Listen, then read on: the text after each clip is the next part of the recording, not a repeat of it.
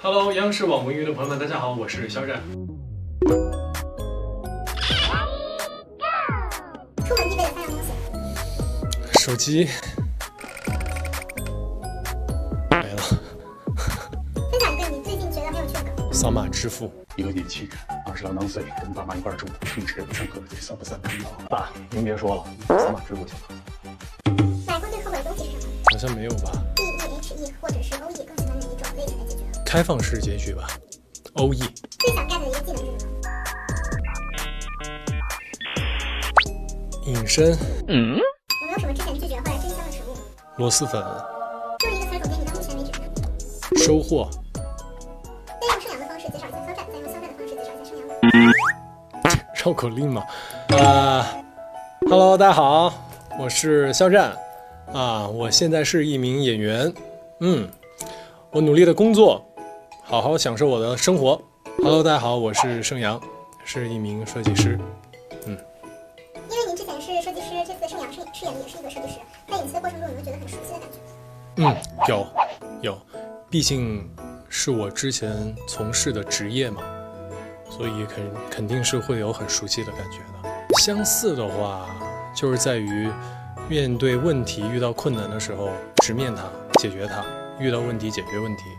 那不一样的点是在于，我话可能没有他那么多，然后我的情绪也没有他日常这么的饱满。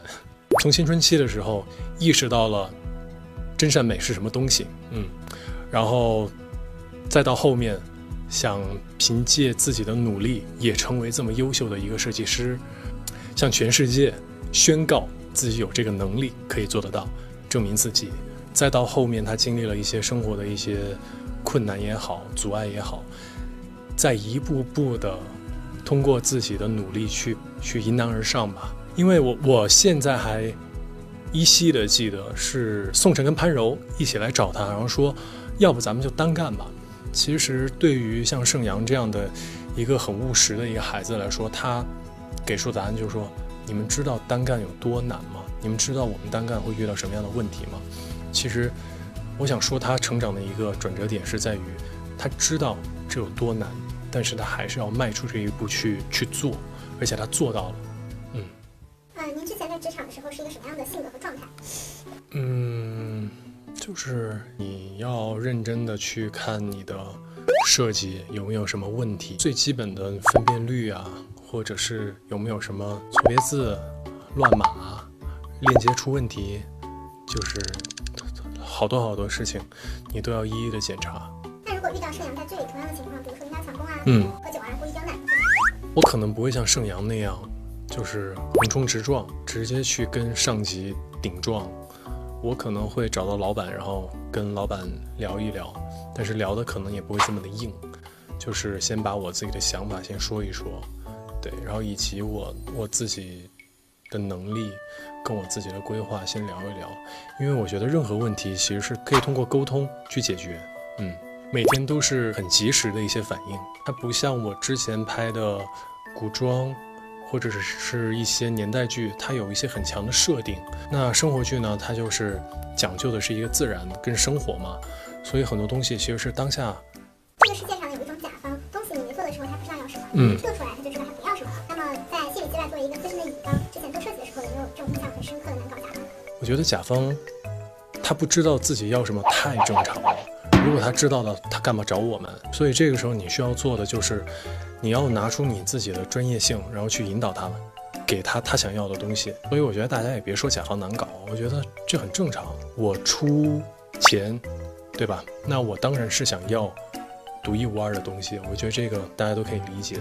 那我们作为乙方呢，就是你要想尽办法去引导甲方，然后去得到他自己想要的东西，而不是一味的去反抗他，也不是顺从他。